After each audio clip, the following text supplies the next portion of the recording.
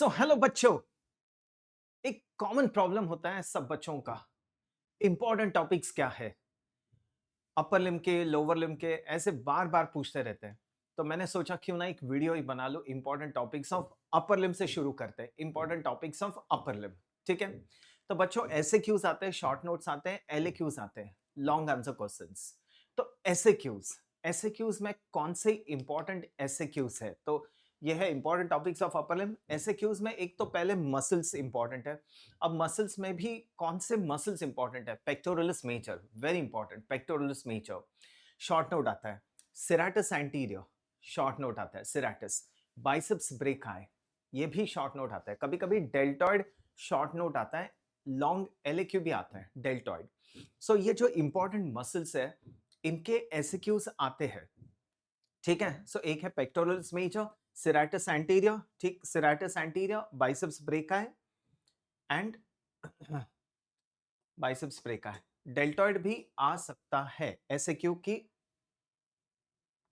SQ में। Fine. फिर spaces around the arm, upper triangular space, lower triangular space and quadrangular space, ये SQ भी आता है। आपको एक डायग्राम ड्रॉ करना है, आपको वो कंटेंट्स ड्रॉ करने हैं एंड शॉर्ट में एक्सप्लेन करना है, हाँ, what is upper triangular, lower triangular and उसके बाउंड्रीज एंड उसके contents.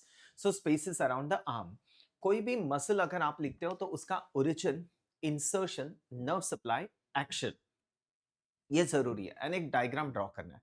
Origin, insertion, nerve supply, action, एक डायग्राम ड्रॉ करना है तो आपका वो एसक्यू कंप्लीट होता है।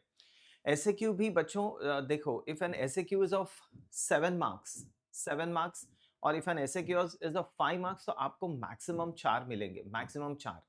एनाटॉमी में फुल मार्क्स बहुत रेयरली मिलते हैं।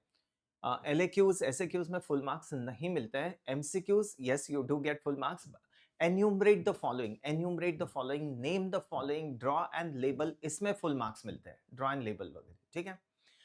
फिर चलते हैं अर्ब्स एंड क्लम्कीज पैरालिसिस, इस पे शॉर्ट नोट आता है। तो अर्ब्स पैरालिसिस आपको लिखना है which is the site of injury, nerve roots involve, nerves involve and effects of paralysis, वो पोजीशन ऑफ अपर लिम कैसे होता है, ये आपको अर्ब्स पैरालिसिस में लिखना है। क्लम्कीज पैरालिसिस में भी सेम पॉइंट्स में लिखना है आंसर, आंसर को पॉइंट्स में लिखिए, पैराग्राफ्स में नहीं लिखना, पॉइंट्स में लिखना है।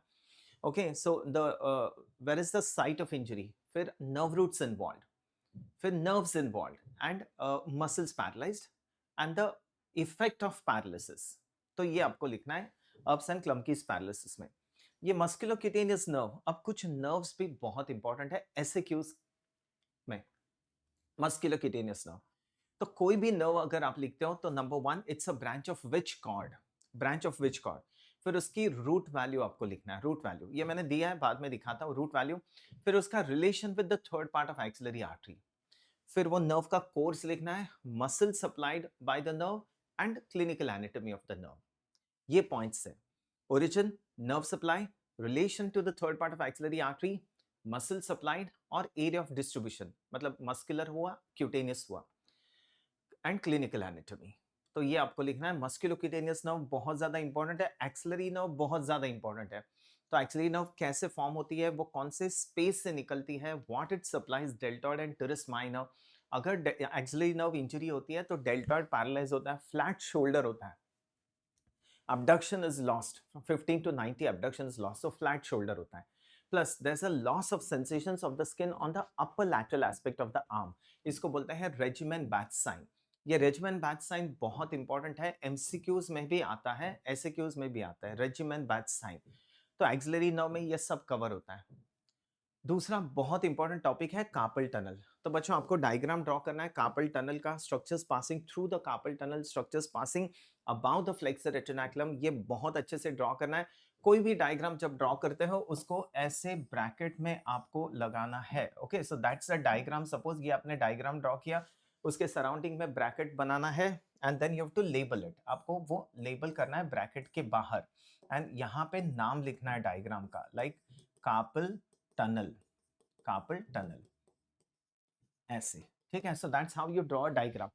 बहुत बार क्या होता है ना, स्टूडेंट्स डायग्राम को एंड ऑफ द पेज पे ड्रॉ करते हैं या फिर कहीं कोने पे ड्रॉ करते हैं।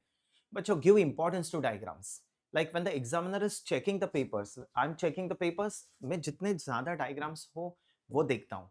डायग्राम्स कैसे ड्रॉ किया, so I need not read the theory. Theory पढ़ने की जरूरत नहीं, अगर डायग्राम ड्रॉ किया मैं देख लेता हूँ, दैट्स फाइन। तो कंसेप्ट इज क्लियर, ठीक है। तो कार्पल टनल का डायग्राम ड्रॉ करना है, structures passing through the carpal tunnel, उसका क्लिनिकल एनाटॉमी भी लिखना है, फिर median nerve, compression of median nerve in the carpal tunnel. Short note आता है लंब्रिकल्स एंड इंट्रोशाई, बहुत ज्यादा इंपॉर्टेंट है लंब्रिकल्स बिकॉज क्लॉ हैंड होता है। बच्चों एक याद रखना, जो क्वेश्चंस में क्लिनिकल एनाटॉमी है, जो हमें पेशेंट्स में दिखता है, वो सवाल बहुत इंपॉर्टेंट है। Those questions are very important जिसमें क्लिनिकल एनाटॉमी हो, जो अपने डे टू डे प्रैक्टिस में दिखते हैं, दैट इज वेरी इंपॉर्टेंट। सो लंब्रिकल्स के बारे में, इंट्रोशाई के बारे में, हाँ पामर इंट्रोशाई एडक्शन करते हैं, डॉर्सल इंट्रोशाई एबडक्शन करते हैं, उसकी नर्व सप्लाई, उसका origin, this you have to know. Fine, clear. Lumbricals का भी, what is the action of lumbricals and interossei, flexion at MP joints, extension at IP joints, claw hand के बारे में लिखना है। फिर दूसरा टॉपिक है anatomical snuff box. Anatomical snuff box के बाउंड्रीज बहुत इंपॉर्टेंट है, ये एमसीक्यूज में भी आते हैं। So boundaries of anatomical snuff box, उसका कंटेंट्स, उसके रूफ, उसका फ्लोर, एंड स्केफॉइड फ्रैक्चर हुआ तो टेंडरनेस होता है स्नफ बॉक्स में, ये याद रखना। If there is a tenderness in the snuff box, it's a scaphoid fracture, ये भी पूछते हैं। फिर कैरिंग एंगल, कैरिंग एंगल, ये जो आपने ट्रॉक्लिया देखा है, ह्यूमरस का ट्रॉक्लिया, उसका मीडियल फ्लैंज इज मोर क्या बोले प्रोमिनेंट, तो दैट इज वाई एक एंगल बनता है यहाँ पे, that is known as carrying angle, wider in females, so that the arms do not brush, the forearms do not brush against the pelvis. ये मैंने मेरे लेक्चर्स में बहुत अच्छे से डिस्क्राइब किया है, आप लेक्चर सीरीज देख लो, ठीक है। तो कैरिंग एंगल इंपॉर्टेंट है। First carpometacarpal joint, saddle type of joint, उसके मूवमेंट्स, उसके लिगामेंट्स आपको याद करने हैं। एंड एक्सटेंसर रेटिनाकुलम, एक्सटेंसर जैसे फ्लेक्सर रेटिनाकुलम है वैसे एक्सटेंसर रेटिनाकुलम है, 6 कंपार्टमेंट्स है एक्सटेंसर रेटिनाकुलम के, and the structures passing through the extensor retinaculum, ये आपको याद रखना है। ये एमसीक्यूज में भी आता है, कौन सा स्ट्रक्चर कौन से कंपार्टमेंट से जाता है एक्सटेंसर रेटिनाकुलम के, सो दैट्स वेरी इंपॉर्टेंट, ठीक है। तो ये एसक्यूज है अपर लिम्ब के, विच इज वेरी कॉमनली आस्क्ड। अब एलक्यूज की तरफ चलते हैं। एलक्यूज हमेशा ऐसे आता है, डिस्क्राइब एलक्यू, सपोज एक्सिला के बारे में अपन डिस्क्राइब कर रहे हैं, so describe the axilla under the following heads, ऐसे होगा ए बी सी डी, मतलब बाउंड्रीज, कंटेंट्स, क्लिनिकल, ऐसे, एंड उसके मार्क्स होंगे, तो उस हिसाब से आपको आंसर करना है। If it is not asked, अगर कुछ पूछा नहीं है तो वो नहीं लिखना है, नहीं तो you will not get marks, ठीक है। तो एक्सिला में आप बाउंड्रीज लिखोगे, एक्सिला के कैसे एक्सिला के बाउंड्रीज होता है, उसके contents, brachial plexus, axillary artery, axillary pad of fat, axillary lymph nodes, ये सब आपको लिखना है, उसका क्लिनिकल एनाटॉमी लिखना है। तो ये सब अपन डिस्कस करेंगे धीरे धीरे। एक्सिलरी आर्टरीज एंड एलएक्यू कैसे फॉर्म होती है, रिलेशंस ऑफ एक्सिलरी आर्टरी, वो थोड़ा सा डिफिकल्ट लगता है बच्चों को, रिलेशंस एंड उसके डायग्राम्स ड्रॉ करने एक्सिलरी आर्टरी के। एलएक्यू है। दूसरा LAQ brachial plexus, brachial plexus का फॉर्मेशन, उसके parts of brachial plexus, relations of the brachial plexus, supraclavicular, infraclavicular part, and relation of brachial plexus with axillary artery, मतलब axillary artery and brachial plexus का बहुत close relations होता है, वो axillary sheath में होता है, which is derived from prevertebral fascia. तो what is the relation of brachial plexus with the axillary artery, cords and nerves कहाँ पे मिलते हैं, ये बहुत ज्यादा इंपॉर्टेंट है, ठीक है बच्चों। एंड फिर उसका क्लिनिकल एनाटॉमी, जो अर्ब्स पैरालिसिस, क्लम्कीज पैरालिसिस है।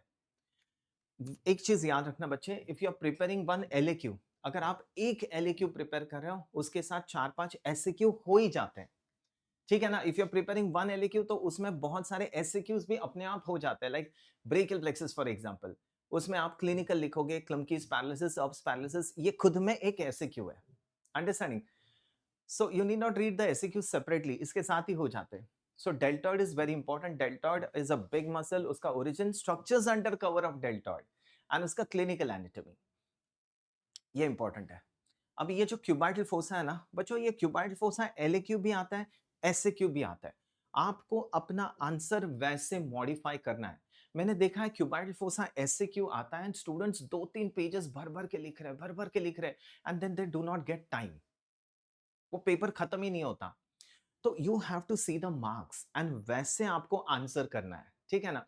लाइक अगर क्यूबाइटल फोसा शॉर्ट नोट आता है तो बस उसकी बाउंड्रीज आपको लिखना है, उसके फ्लोर, रूफ एंड कंटेंट्स आपको लिखना है, एंड एक डायग्राम ड्रॉ करना है, that is enough for SQ. अगर एलएक्यू आता है क्यूबाइटल फोसा में, तो बाउंड्रीज, रूफ, फ्लोर, ये ठीक है।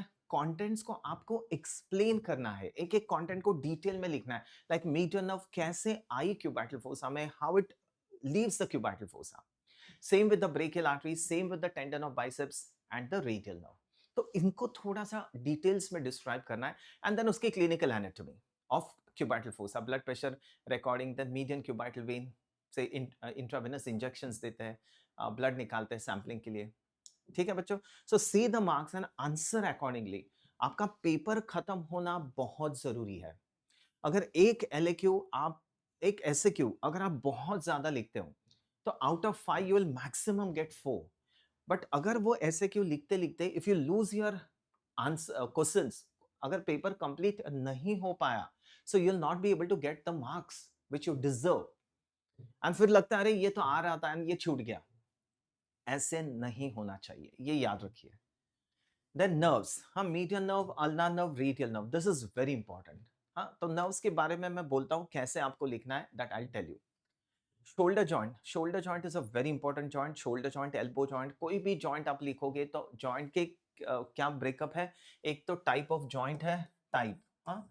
फिर दूसरा bones taking part in the formation of the joints, bones taking part, हाँ, bones taking part in the formation of the joints. फिर आते हैं ligaments, ligaments of the joints. तो लिगामेंट्स में कैप्सुलर लिगामेंट आएगा, फिर various other ligaments like coracohumeral ligament है ना, transverse acetabular ligament, glenoid labrum. कोई भी जॉइंट का, मैं एक शोल्डर जॉइंट एग्जांपल दे रहा हूँ, तो लिगामेंट्स आ गए। फिर आपको रिलेशंस लिखना है जॉइंट्स का, रिलेशंस। तो रिलेशंस में आपको डायग्राम ड्रॉ करना है, रिलेशंस ऑफ द जॉइंट्स में डायग्राम ड्रॉ करना है। Then movements of the joints, movements, हाँ, मूवमेंट्स, फ्लेक्शन, एक्सटेंशन, वो movements and the muscles producing them, muscles producing them, movements and muscles producing them. ठीक है। फिर उसका blood supply, nerve supply, blood supply, nerve supply, and finally clinical, clinical. ठीक है, ये कुछ पॉइंट्स है। कोई भी जॉइंट आएगा तो ये पॉइंट्स में आपको याद रखना है। एंड उसमें भी आता है describe the joint under the following heads. तो ये सारे हेड्स तो नहीं होंगे, बिकॉज 12 मार्क में कितने हेड्स पूछेंगे। ठीक है, सो टाइप ऑफ जॉइंट एक मार्क का होगा। Bones taking part in the formation of the joints 2 mark का होगा। फिर आएगा लिगामेंट्स, लिगामेंट्स 4-5 मार्क्स के होते हैं। फिर movements and muscles producing the movements, वो एक 4-5 मार्क के हो गए। And finally clinical application of the joint. तो ये पूरा मिला के 12 मार्क का सवाल होता है।